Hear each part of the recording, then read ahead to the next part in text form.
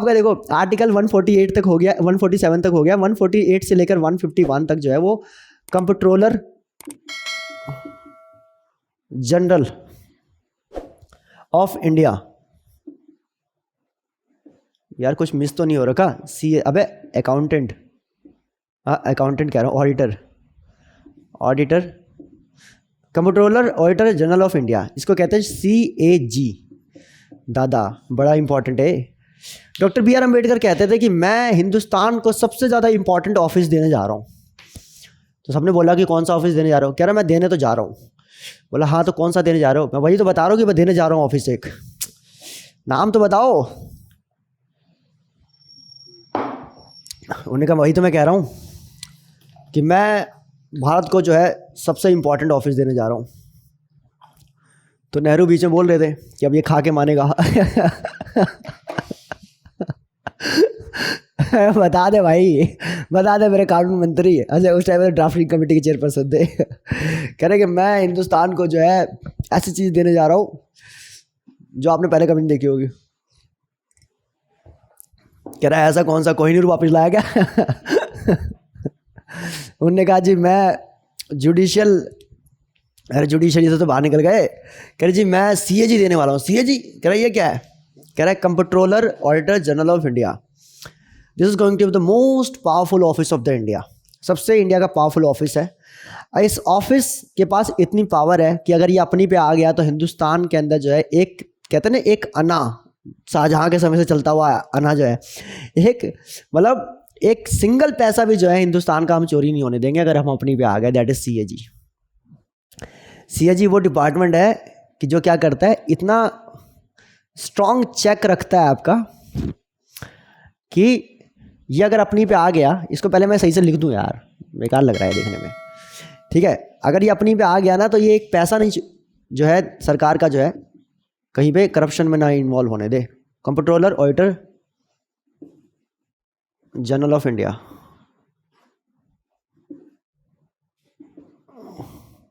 CAG, ठीक है, ध्यान रखेंगे CAG। इसमें आर्टिकल एक तो है 148 कहता है कि भाई CAG के बारे में ही कहता है कि CAG क्या, तो कुछ नहीं कहता कि CAG जो है वो बेसिकली इसकी अपॉइंटमेंट कौन करेगा, इसकी अपॉइंटमेंट करेंगे आपके president of India. President of India जो है CAG की अपॉइंटमेंट करते हैं। This is a very important office, I am telling you, बहुत इंपॉर्टेंट ऑफिस है ये, ठीक है जी। ये क्या करता है, ये करता क्या है वही तो बताना है। ये आर्टिकल 149 में क्या रखा है, आर्टिकल 149 में बताता है इसकी ड्यूटीज़ और पावर्स के बारे में। इनकी ड्यूटीज़ क्या है और इनकी पावर क्या है, ये कैसे स्ट्रांग है आपको मैं बता देता हूँ। ये सेंटर प्लस स्टेट ने जितना पैसा CFI से उठाया था, कंसोलिडेटेड फंड ऑफ इंडिया से उठाया था, वो सारा का सारा पैसा जो है वो सारे के सारे पैसे का सही से इस्तेमाल हुआ या नहीं हुआ, इसकी ऑडिटिंग करता है, ठीक है ना। और अगर इसकी ऑडिटिंग में पता चल गया कि सेंटर ने जो है कहीं पे कोई पैसा या स्टेट ने कोई पैसा जो है किसी ऐसी एक्टिविटी में लगा दिया जो कि पहले से लिस्ट में था ही नहीं, तो ये करप्शन को इंडिकेट कर रहा है। और क्या, फिर उस पर जांच होगी, फिर जांच होगी तो फिर केस पे केस खुलेंगे, और केस पे केस खुलेंगे तो फिर आप नप सकते हैं। इंडिया के अंदर जितने भी बड़े बड़े घोटाले हुए वो किसने खोले हैं, CAG नहीं खोले हैं। इसलिए CAG किसी को जल्दी क्लीन रिपोर्ट नहीं देता। और CAG की जब टीम घुसती है किसी भी डिपार्टमेंट के अंदर, और वो हर साल घुसती है क्योंकि हर साल उसको ये करना ही करना है, और हर साल ये रिपोर्ट बनाता है, ऑडिट रिपोर्ट बनाता है। अभी बताऊंगा आर्टिकल 151 है आपका, ये ऑडिट रिपोर्ट बनाता है। ये सारी की सारी चीज़ें क्या करेगा, अकाउंट को क्या करेगा, अकाउंट को चेक करेगा, ऑडिट करेगा, ठीक है, और उसके ऊपर एक रिपोर्ट बनाएगा। उस रिपोर्ट को किसको दे देगा, प्रेसिडेंट ऑफ इंडिया को दे देगा, ठीक है, और प्लस गवर्नर्स को दे देगा हर स्टेट के, जिन जिन स्टेट का चेक किया होगा सारा खाता, सब कुछ चेक करेंगे जितने भी हैं, कहाँ पे किन किन पॉलिसी में किन किन जगह पे क्या क्या पैसा खर्च कर रखा है, क्या नहीं कर रखा, सारी चीज़ें, ठीक है ना। एक सील पैक जो है आपका जो है उसमें रिपोर्ट तैयार होगी। आप आर्टिकल 150 में लिखा हुआ है तो इसको ही कर लो, रिपोर्ट जो है 150 में है, और ये दिया जाएगा किसको, प्रेसिडेंट को। प्रेसिडेंट क्या करेंगे, प्रेसिडेंट जो है आर्टिकल 151 के अंदर क्या रखा है कि इस ऑडिट रिपोर्ट को जो है पार्लियामेंट में पेश करेंगे, इसे laid before the house of the, laid before the house, laid before the both house of parliament. Parliament के दोनों हाउसेस के आगे इसे रखेंगे। पार्लियामेंट के हाउस के आगे इनके ये क्या रखेंगे, इनके पास इतना टाइम है तो ये दे देंगे किसको, फाइनेंस मिनिस्टर को। फाइनेंस मिनिस्टर क्या करते हैं, बजट के साथ ही इसको इंट्रोड्यूस कर देते हैं कि भाई पिछली बार जो हमने खर्चा किया था उसका ये हिसाब किताब है और ये ऑडिट रिपोर्ट है, CAG ने दी है, ये चेक कर लो आप, ठीक है ना। उसके लिए फिर वो PSC और ये सब बैठती है, वो सब चेक करते हैं सारी कहानी। वो मैं आपको आगे बताऊंगा कैसी क्या कमेटीज़ है, कौन कौन से स्टैंडिंग कमेटीज़ है, कौन कौन सी, तो वो सारी चीज़ें। 4 आर्टिकल का प्रोसीजर बिल्कुल सिंपल है, एक साथ रिलेट कर लोगे आप। 148 में बता रखा है कि there shall be a CAG who shall be appointed by the president of India. Simple. Article 149 कहता है कि वो CAG करेगा क्या, उसकी ड्यूटीज़ क्या है, पावर क्या है, वो सेंटर और स्टेट के क्या करेगा, अकाउंट्स को चेक करता है। डिटेल में बता रखा है कि कौन कौन सी चीज़ों को चेक करता है, आप 149 खोल के देखना, अपने आप ही समझ में आ जाएगा। उसके बाद वो सारी चीज़ें चेक करेगा, ऑडिट करेगा, ऑडिट की एक रिपोर्ट बनाएगा और उस रिपोर्ट को क्या करेगा, सील करके एक फॉर्म में तैयार करके, वो रेड कलर का देखेंगे आप, वो सारा का सारा रिपोर्ट एक तैयार होता है, तरीके से सील्ड होता है, वो कोई खोल नहीं सकता, ठीक है। ध्यान रखो, खुलना ही अपने आप में क्या हो जाता है, अगर फाइनेंस मिनिस्टर या प्रेसिडेंट के अलावा किसी ने खोला तो इससे भी आइडिया लग जाएगा कि उसके साथ टेम्परिंग हुई है, फिर दोबारा ऑडिट रिपोर्ट हो जाएगा। तो इसीलिए इसमें क्या कहते हैं, मतलब कि इसलिए इसके लिए एक सेपरेट आर्टिकल ही बना रखा है 150। और ये जो ऑडिट रिपोर्ट है, ये ऑडिट रिपोर्ट क्या होता है, बाद में प्रेसिडेंट को दिया जाता है। प्रेसिडेंट इसको कहाँ पे रखते हैं, पार्लियामेंट के सामने रखते हैं, लोकसभा के सामने और राज्यसभा के सामने। और लोकसभा राज्यसभा के अंदर जो है, जो आपके अपोजिशन वाले होते हैं, जो विपक्ष वाले होते हैं, वो एकदम पैनी नज़र बना के बैठे होते हैं कि बस एक चीज़ मिल जाए, बस किसी तरीके से एक कोई चीज़ पता चल जाए मेरे को कि भाई इस बार के ऑडिट रिपोर्ट में कुछ ऐसा मिल गया है, बस एक चीज़ कोई ऐसी मिल जाए।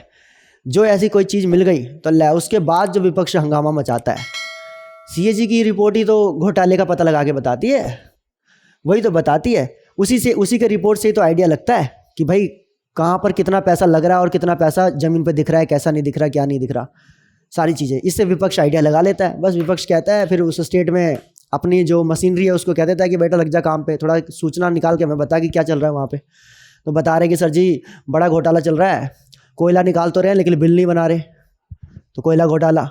सर जी सीमेंट जो है वो 200 रुपये वाला लगा रहे हैं और लिखवा रहे हैं उस पर 1200।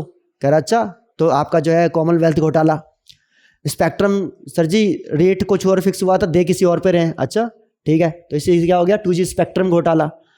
तो ये जो घोटाले खुलते हैं कैसे खुलते हैं, ऐसे तो खुलते हैं, और कैसे खुलते हैं, CAG की रिपोर्ट से खुलते हैं। और विपक्ष एकदम लगा रहता है। अब सोचो वो घोटाला अगर पकड़ में आ जाए, 2013 में क्या हुआ, 2013 में यही तो हुआ, आपका 2G घोटाला और 2G स्कैम हो गया, आपका जो है ये आपका कॉमनवेल्थ स्कैम हो गया, आपका कहते हैं कोयल जो है स्कैम हुआ, रायमंड का स्कैम भी हुआ था शायद मेरे हिसाब से उसी टाइम पे, उसके बाद हुआ था। और क्या हुआ, बाद में डॉक्टर मनमोहन सिंह की सरकार गिर गई, कांग्रेस की सरकार गिर गई 2014 में, समझ रहे हैं। तो इसीलिए डॉक्टर BR अम्बेडकर ने कहा था कि मैं सबसे इंपॉर्टेंट ऑफिस देने जा रहा हूँ। क्यों, क्योंकि इसके इस्तेमाल से क्या है, ये ऐसा है कि सरकार गिराने तक की पावर रखता है अपने आप में। और ये ऑडिट रिपोर्ट फिर बाद में जो है पार्लियामेंट में प्रेसिडेंट कहता है कि मैं क्या रखूँगा, वो फाइनेंस मिनिस्टर को देते हैं कि जा तू ही रख दे, तू ही बता दे सबको बजट के साथ कि भाई पिछले साल का ऑडिट रिपोर्ट ये है, किसी को अगर कोई डाउट है तो चेक कर लो, ठीक है, दैट इज़ ऑल। तो this is what the article 148, 149, 150 and 151। और यहाँ पे आपका यूनियन का चैप्टर खत्म हो गया है। अब हम बात करेंगे स्टेट के बारे में, एक एक करके मैं सारे आर्टिकल आपसे डील करूँगा, मैंने आपसे वादा किया ही हुआ है। 151 तक मैं आपको ले आया। अब स्टेट को खींचने में टाइम नहीं लगता, स्टेट में कम ही समय लगता है, क्योंकि यूनियन का बिल्कुल छोटा भाई है वो, मतलब समझ लो कि स्टेट के लेवल पे सारी व्यवस्था बिल्कुल उसी तरीके से होती है, थोड़ी बहुत 19-20 कहीं पे अगर हो जाए, बाकी सब सेम ही रहता है। तो वो मैं आपको बता दूंगा स्टेट के लेवल पे, जल्दी उसमें जल्दी बढ़ेंगे, मैं आपको बता रहा हूँ, ठीक है। उसके बाद जो है स्टेट के बाद तो फिर खैर मतलब कि 2-3 दिन का टॉपिक होता है, ऐसे 10-12 टॉपिक होते हैं, देन कॉन्स्टिट्यूशन इज ओवर। तो आई होप कि क्या कहते हैं आपको जो है मज़ा आ रहा होगा। अगर मज़ा आ रहा है तो मज़े लेते रहो, ठीक है। और बाकी आगे हम मिलते हैं अगली क्लास के अंदर। Thank you so much, thank you so much.